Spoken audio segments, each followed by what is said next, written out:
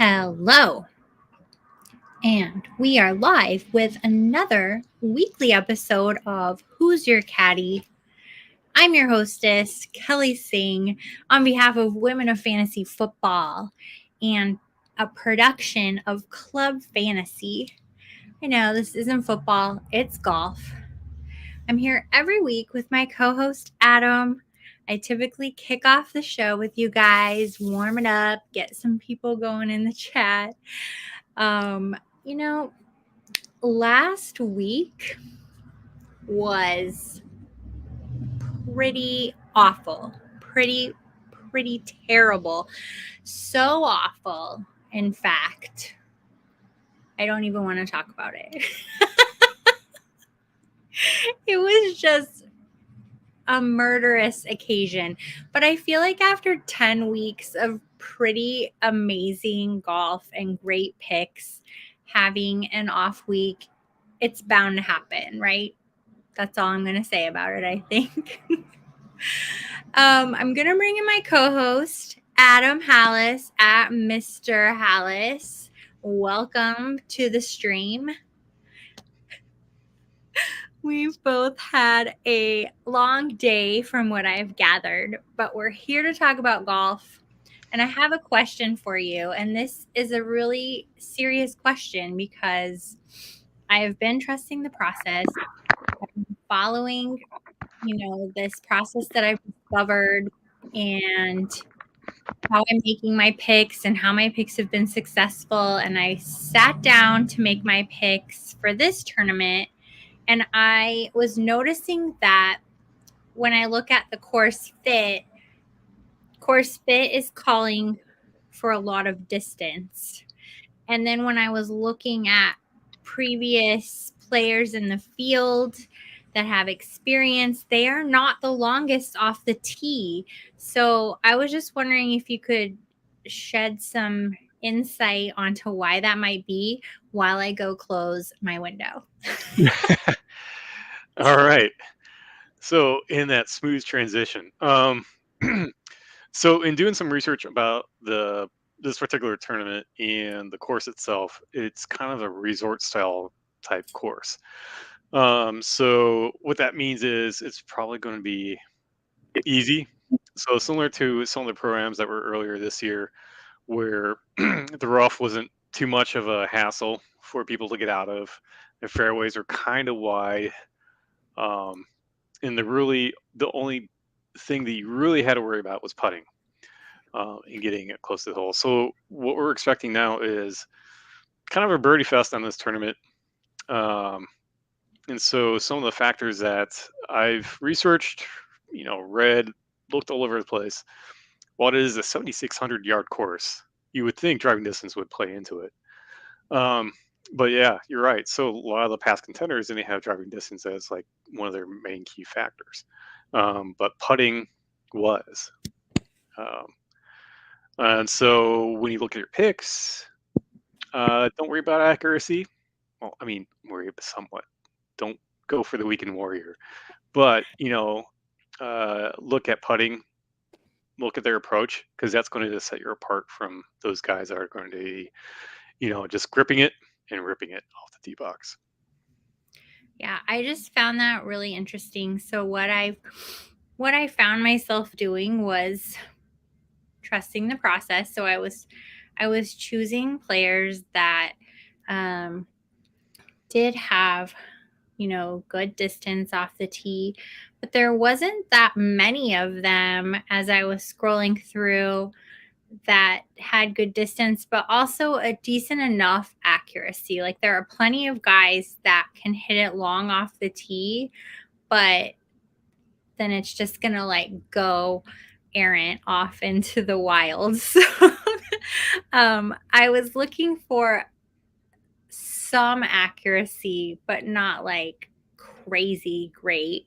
And then I was looking also at some decent approach and a decent amount of approach, because what I was showing in my course fit model was almost like a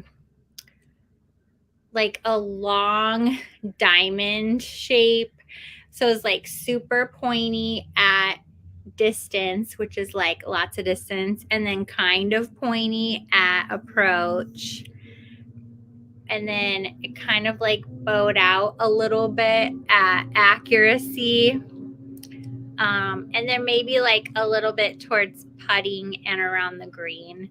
So not terribly much, but it was mostly focused on that distance. So it really weirded me out. I wanted to throw it out there because it's the first week that really threw me for a loop as I was looking at course fit, course history, odds, all of those things this week.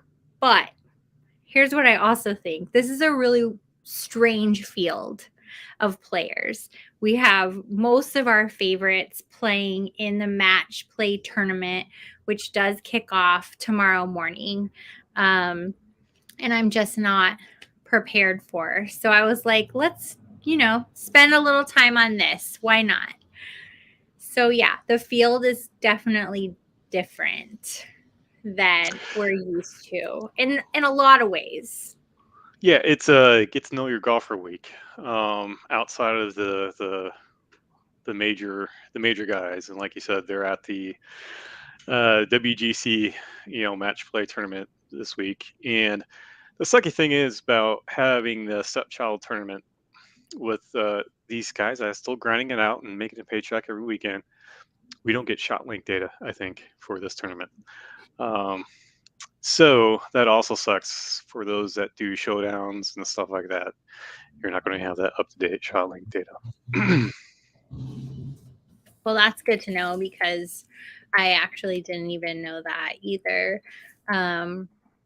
So just something to think about if you do play showdowns. But if you're just playing like I typically do, which is the whole shebang, week-long classic DFS lineup, then that's pretty much what I'm going to be speaking to, or what we'll be speaking to today. Adam, if you have any other insight as you're giving your picks, feel free to like share those. But that's pretty much what I'm speaking to today. And I was a little torn in some of my picks, but not a whole lot. Like there are 3 or 4, probably 4 guys that I really like, but I can't have them all because they're all really pricey this week. So I will just dive in to our first most expensive tier. Hey, Cater J, First Lady of Fantasy, all fantasy. Wow. Well, thank you. Everything's great. Thank you. Jump into that first tier. And when we talk about this top tier, it is the 9,000 through even 12,000 this week, depending on what platform you're on. And that to me is so crazy because these prices are like John Rahm prices on some of these guys. And it makes it like you have to just prepare your mind that John Rahm's not playing in this tournament. So this week's John Rahm is Wyndham Clark. So we have Wyndham Clark at 10-5 on DraftKings and a whopping 12 grand on FanDuel. Just as a reminder, you get more money in your salary cap on FanDuel, 10,000 more. But when you're throwing down 12,000 for a player, it makes it hard. Even over 10,000 on DraftKings makes it hard. So 10-5, Wyndham Clark's eating up a bunch of my budget. I'm going to toss out my second pick as well because they're really similar. And Taylor Pendrith, maybe the less pricey Wyndham Clark at 9.7 and 11.6 on FanDuel.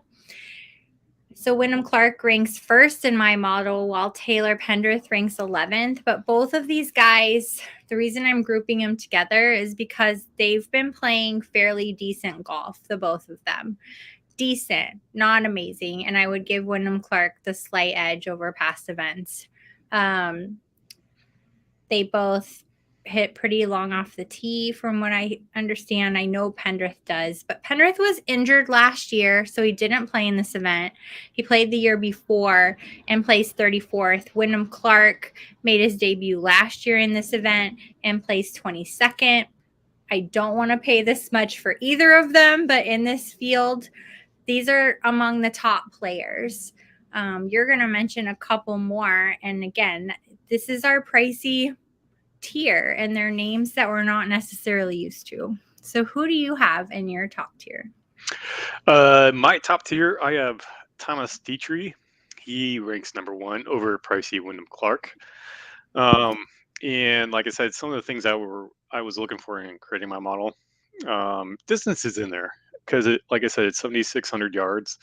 And last year when they played, the average drive was around 295 yards. I don't think if you're playing on a PGA tour, you're typically less than that if you have straightaway fairways. So I kind of weighted heavier on the birdies are better, 3-putt avoidance, putting, and some approach stats, like proximity and some of those. But he shakes out number 1 in my model, Thomas Dietrich, in the pricier range. And then after him, it's Mr. Benjamin Martin. And at 9,400 on DraftKings, he is still slightly pricey, but his history here is pretty good. And his trend for the last 10 events is, pretty above average. Similar on paper for similar stats to Thomas Dietrich. Greens and regulation and some of those approach stats are pretty stellar. And birdie or better percentage is right up there where I wanted to be, especially for a guy I'm paying 9,400 for. Yeah, for sure. I want to throw out there, I'm not going to go into great detail because we've talked about this player many weeks, and it's Joel Dahmen. Joel Dahmen, I mean, everybody, all the analysts were just like, this guy, he's going to break through. He's going to break through. Very average player. Withdrew in this event from illness, which I don't think is a big deal. It was a year ago, but he's only made like 2 of his last 4 cuts. It's just not been stellar play. But when we talk about who is in this field, it's another name that we know can play. So I'm going to throw that out there, but I'm not making it like a huge deal about it. But I don't want anybody to be like, oh, you don't like Joel Dahmen. I do like him this week. A lot of analysts have named him this week, but I don't know that he's my guy this week, I guess, is the best way to say that. Thomas Dietrich and Ben Martin for you. I'm going to pop that in the chat. Wendy, great question. Why do you guys skip tournaments? It's not necessarily that this week guys are skipping tournaments. There's another tournament we talked about at the super beginning of that episode here. There's another match play tournament that's just more well known, and it kicks off tomorrow morning. And I just didn't have it in me this week to bring you 2 tournaments or even to go a day early and bring you tomorrow's tournament. So we've settled here on the Corales Puntacana tournament. If a guy skips a tournament, he has the prerogative to do so. They're allowed to pick and choose tournaments, I believe. That's what I believe. Yeah, it depends on their sponsorship. Contracted to play certain ones or a certain amount, but they can be like, no, I'm not into it. Yeah, it depends on their contract and their sponsorship. And the other reason that the match play tournaments just takes a lot of time to research, because it's set up like a bracket style, and you can't pick guys within the same grouping is kind of the key rule. So you have two guys playing against each other in your lineup. So to set that all out takes a lot of time. And so guess what we didn't have? We didn't. And part of that is I'm just so used to my prep schedule. And then it's like, oh, shoot, that one kicks off Wednesday morning. Oh, well, sorry. Yeah. Sorry about that, Wendy. But this tournament does have names we do recognize. They're just not all the names we recognize, and the rest of the field we don't recognize, or the common casual viewer won't recognize at all. Especially when we get into this middle tier, which I found to be so interesting. I am picking in the middle tier, 8 to 9 or so. I'm picking Kramer Hickok, 8-7 on DraftKings, 10-2 on FanDuel, which I find to be wild. I've never played Kramer Hickok before. There's a first time for everything. We trust the process here, so I'm going with it. He does have really, really good course history here, so I feel pretty great about that. And looking at just his recent events in general, his last 4 events, he played really well. So I feel pretty strongly about Kramer Hickok at 8-7 on DraftKings. I also like Cameron Percy, which I'm stealing your thunder because you're going to give us the deets. But Cameron Percy shakes out really well, ranking 16th in my model. And I know you also like him too. Yeah. Why? So I like Cameron Percy, and here's why. He's pretty good on approach and off the tee. Even though I'm not really looking at, I'm looking at more all around player. When you start to look at like the middle tier golfer, it's you have to look at the stronger stats, and then I look at to make sure that he's a well-rounded golfer and not we're missing things when we try to weight our model. But greens and regulation, his approach stats are pretty good, and he's pretty good in the field at bogey avoidance. What he's not good at is birdie or better percentage, but this is a resort style course, so I'm hoping it pulls out for him. And so he has great history here as well. So I think it's one of those things where he's on vacation, he's going to play well, and so that's why I like Cameron Percy. All right, lay the next one on us. The next one is Nick Hardy.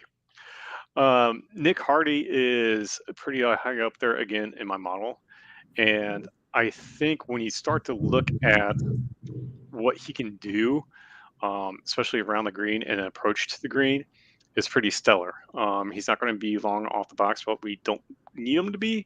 And when you look at his putting and his putting average, he's in the middle of the pack when you look at him against the field, but his approach is up there. He's in the top 10 of the PGA field, especially in proximity from 175 to 200.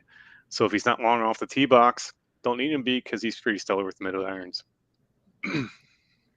There you go. I like it. I mean, I'm sitting here struggling now because I know we're going into the bottom tier, and I'm like, really? The middle tier, I thought I was going to struggle, but the bottom tier, I'm really struggling. I think we both share one. I always lay out like my initial pass at the top, and then I work from there. And we both landed on Dylan Wu. I had Dylan Wu last week. And then he showed up again this week. So why not? Dylan Wu, 7-7 on DraftKings, 9-4 on FanDuel. I think I have my weird like sign that if they're less than $2,000 apart, that I like it on either platform. So Dylan Wu ranks 6th in my model. What do you think about Dylan Wu? Oh, Dylan Wu is up in the top 5 of my model. And so I think overall, I really like Dylan Wu for all the reasons he said, and I think he's right there on the cusp, and so I think he's going to break out. It is one of those courses where you can break out if you wanted to, and not worry about going up against like Roy or any of the bigger names. And so a lot of these guys are younger or just trying to break onto the like kind of the course here or the league, the PGA Tour. I think is going to work out for him. So I think no pressure tournament, wide fairways. So I think he'll have just a little bit more relaxed time to kind of figure his game out. Yeah, I like Dylan Wu. I agree. Definitely a breakout player. I think it's Brendan Wu. When we were talking about, they're actually really similar when you kind of look at them, but I was giving the edge to Dylan Wu last week and this week. The next player that I'm looking at is one like feels like I'm stepping like back a little bit in time, Charley Hoffman. And Charley Hoffman has some course history here, not last year, but the 2 years prior. 2020 ranked 14th. 2021 he ranked 34, placed 34th, not ranked, sorry, placed 14th, placed 34th. Didn't play last year. The thing I don't like about Charley Hoffman is last 10 events have not been amazing, but again, think of the field that these players have been up against. And so that means to me that instead of placing 100th, he could place like 47th. So I'm aiming higher because this is a different field. But when we look at the model and we trust the process, favorite phrase, he's really working out for me. And even though he hasn't necessarily placed well in his last 10 events, his strokes gained have been increasing over the last 10 events. So that's a good sign that, he's actually playing better than he usually does. I know that sounds terrible, but improvement is always a good thing. So I am going with Charley Hoffman because he passed the test when I look at course fit, and then he landed there in my model. Not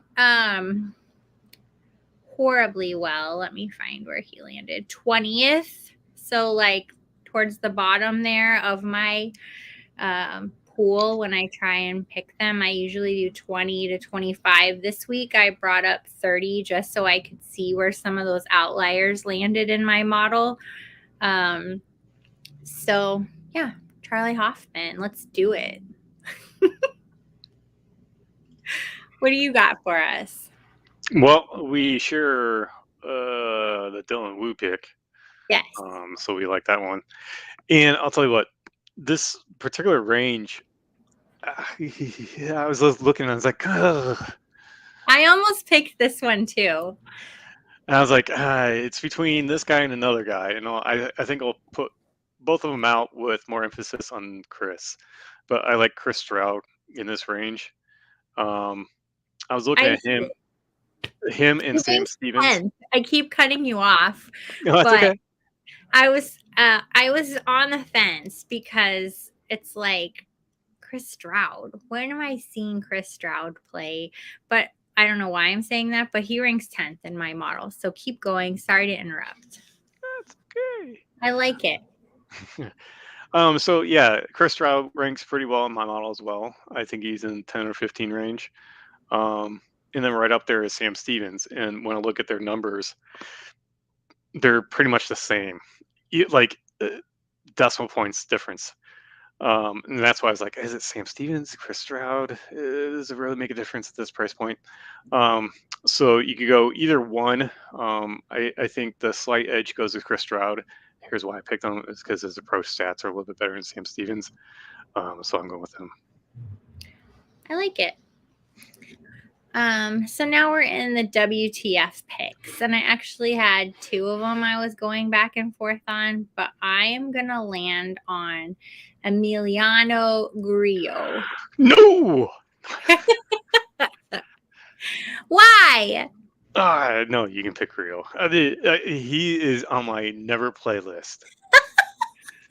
Is this just like your woo-woo? Like he's like It, hurt your feelings? yeah, it is. He cost me 10 grand last year in a tournament. Okay. And like in a Sunday, he just choked, and I just watched that thing just go. Oh man. Yeah, that would make it a little hurtful. I agree. But when I look at my model, he is ranking 4th in this crazy model that I put together. The other one I was weighing is somebody I don't even know that I can pronounce his name or even know who he is. But again, I was like, wow, I kind of like this. MJ Dafue? Daffue. No idea how to pronounce that. But the numbers were very interesting. And I then can if see I that. throw out a third WTF, it would be Kevin Tway, ranking 29th in my model, going back to the olden days, kicking it back to the old school. I can't seem to decide. So many WTFs. Yeah, I know. They're all. It's this whole tournament. The whole tournament is nothing but The nice WTF. thing about all those WTFs is they're fairly inexpensive. So you could be like, I'm just going to make a WTF lineup and see what happens. Yeah. Wouldn't that be fun? I think I might do that for fun. Just Yeah, put I mean, all of my WTFs in one lineup. and I'll tell you what, DraftKings really did put the emphasis on the match play tournaments because the games are a little bit better on the match play than they are for the Corales. So yeah, use all your what the fuck lineups on the Corales. Why not? Yeah. Why not? You only live once. Mm-hmm.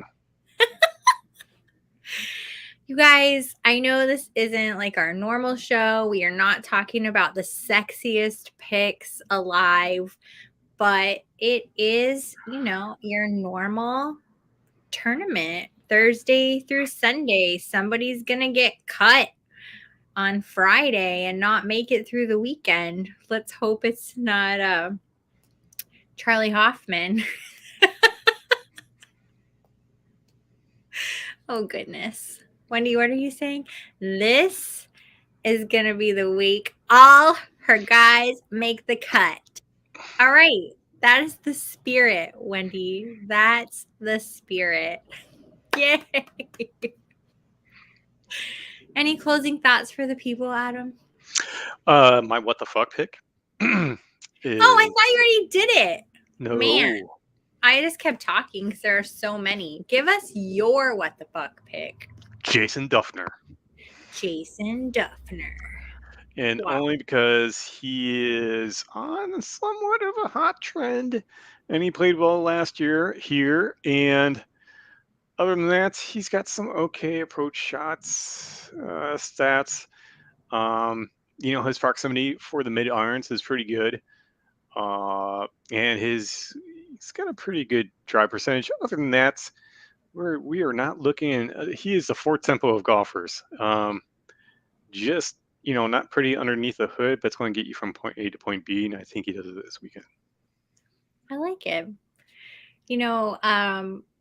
Be sure to check out the written article on Team Rise or Fall. I usually get it up at, some point midday Pacific. You might just want to check it out because I'm a little indecisive on my what the fuck pick and even my bottom tier. So have no fear. I have my original notes. I'm not going back and altering anything. I'm just on the fence on a few guys, feeling it out. Wanted to hear what Adam had to say. So yeah, check out the article tomorrow. Check out our graphic. We usually get a graphic up with like our favorite from our tiers. If I make any changes between the podcast and the article for that, I'll make sure it lands on the graphic as well. So follow Club Fantasy FFL on Twitter. Follow Women of Fantasy Football on Twitter. Follow Adam Hallas on Twitter. Follow Kelly Singh on Twitter. Follow us all. Give us a follow. And tune in next week, Tuesday, 9:30, if I can talk, 9:30 p.m. Eastern Time for more golf fun. Until then, you get lots of awkward waves. Thanks so much.